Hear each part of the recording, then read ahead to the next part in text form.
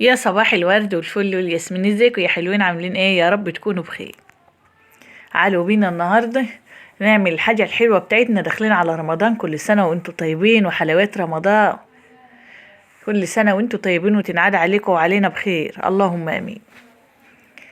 تعالوا بينا نعمل الشربات بتاعنا.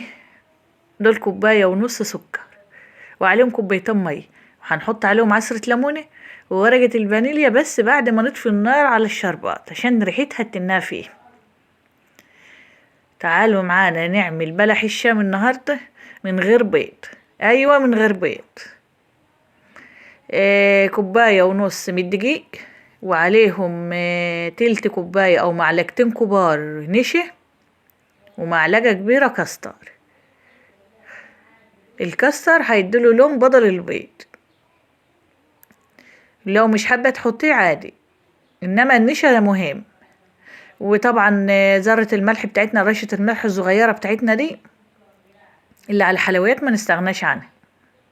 نقلب المكونات الحلوة في بعضها، وهنحط كوباية ونص من المية تغلي على النار. الكوباية اللي معايرين بيها الدقيق معايرين بيها المية. وهنحط 3 معالق من السكر. دي اختياري، لو حابة تحطي اقل عادي، لو مش عايزاه مسكر قوي، لان الشربات بتاعه هيبقى ايه حلو. 4 معالق من الزيت، والزيت بتاعك يكون حلو عشان ميبقاش ريحة فيه الحاجة الحلوة بتاعتنا. وهنحطهم على النار وندوبهم في بعض كده، نحطهم على النار وهننزل عليهم. طبعا غلوا كده، الحاجتش تغلي قوي، يا دوب بتغلي كده. وهنقلب بقى الحاجة بتاعتنا الدقيق مع المية حلوة كده. ما شاء الله مش هتنسى حلاوته. بنجهز لحلويات رمضان يا ولاد، كل سنة وانتم طيبين وتنعاد عليكم وعلينا بخير، اللهم امين. وعلى الأمة الإسلامية كلها بخير يا رب. بشكر حبايبي في السعودية وفي برا مصر وجوا مصر وفي العراق والدول العربية كلها. ألف شكر على متابعتكم ليا ودعمكم ليا. محرمش منكم يا رب، ودومكم نعمة في حياتي. طبعا بعد ما قلبنا العجينة بتاعتنا حلوة كده يا حبايبي، شايفين واخدة لون حلو من الكاستر، كأنك حاطة عليها بيض. وحطينا، انا نزلت طبعا الرخامة يا حبايبي احنا بنغسلها حلو عشان استخدام الاكل عليها تبقى نضيفة. طبعا تعملها الحجم اللي انت عايزاه، هنقصه بالمقص كده او تكتفيها بايدك على حسب ما انت عايزه وعلى حسب ذوقك، وانتوا كلكم ذوق يا حبايبي. تنسوش لو عجبكم بلح الشام تعملوا لايك واشتراك في القناة، يا احلى واغلى اخوات. طبعا الزيت معانا بيسخن على النار، ما بيسخنش قوي يغلاش قوي، يدوب دفا كده. الزيت بقى يا حبايبي هيكون مغطي، ولا هتلاقي فيه بقى زفارة بيض، ولا هتضطر تحط عليه فانيليا ولا اي حاجة. ما شاء الله مش هتنسى حلاوته، زي بتاع المحلات بالظبط. ويمكن لما تعمليه في بيتك هتعمليه احسن. طبعا اللون بقى اللي انت حباه، عايزاه فاتح عن كده، عايزاه تغمقيه شويه، على حسب ذوقكم يا ست الكل، حسب ذوقكم يا حبايبي.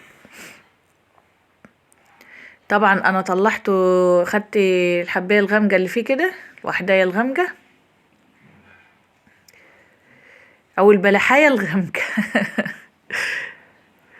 اديت له، عملت طاره لون غامق شويه، ونوبة تانية لون فاتح. اللي لونها فاتح عشان تدي معايا لونه حاجة بسيطة، لان هو مجرمش جامد، وما شاء الله عليه لو بات اسبوع عندك هتلاقيه بنفس القوام، مجرمش وما بيطراش خالص. غيبيه اسبوع مش هيجراله اي حاجة، هيتنه على قوامه مجرمش. طبعا الشربات معانا هنا تقيل، كان برد بارد لان بلح الشام طالع سخن من النار. هنحطه في الشربات بتاعه، وهننشله في مصفى حلوة كده تصفيه الشربات بتاعه برضه عشان ميبقاش عسل وياما يا ولاد. ما احنا مش هنستحمل حاجة مسكرة جو. وهنشوف الطارة التانية هنعملها لونها فاتح شوية. طبعا ما صورتهاش معاكم عشان ما طولش عليكم الفيديو يا حبايبي، ونقولوا عليها رغاية، فانتوا هتشوفوا الفرق بعينيكم، وربنا يحسن ما بين ايديكم وعينيكم يا حبايبي، وتعملوا الاحسن يا رب.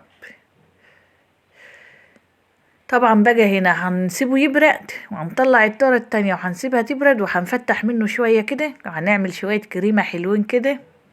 طبعا انا عاملاها معاكم الكريمة مرة واتنين وتلاتة، وفتحته كده اللون اللي هو لونه فاتح اهو يا حبايبي، والله بفتحه بالعافية بسيس عليه عشان ما يتفرفتش مني، لان هو بجرمد جامد. هتجيبي كيس حلواني او كيس لبن الموجود عندك، وهتحطي في قلبه الكريمة كده، هتجيبيه احسن من بتاع المحلات، وعيالك هيحبوه. كل سنة وانت طيبة، وتنعاد عليكم وعلينا وعلى أمة محمد جميعا بخير يا رب، الأمة العربية كلها بخير يا رب. طبعا والله بسيس عليه عشان بيدوب كده وبيتفرفت ناشف، مش طري، ومش هيضطر منك لو قعد في التلاجة عندك اسبوع. جربيه ومش هتندمي، ولو عجبتك الطريقة اكتبيلي في التعليقات.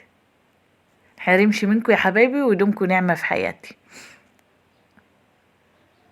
حاجة في البيت بنحاول نوفر وتبقى اقتصادية، ونعمل ونفرح ولادنا بيه، ومش هيكلف عليك كتير والله. زي ما انتم شايفين يا حبايبي، عملنا السادة وعملنا اللي بالكريمة، مش هتنسى حلاوته، جربيه قومي على طول. هنحرمش منكم حبايبي، ودمكم نعمة في حياتي. السلام عليكم ورحمة الله وبركاته. استودعكم الله الذي لا تضيع ودائعه.